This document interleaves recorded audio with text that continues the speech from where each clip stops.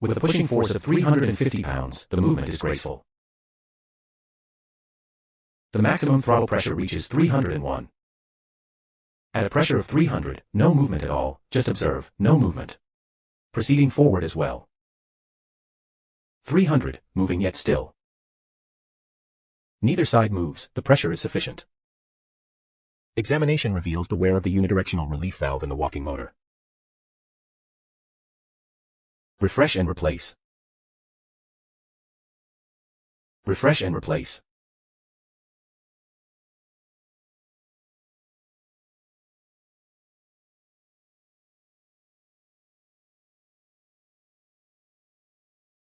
Friends,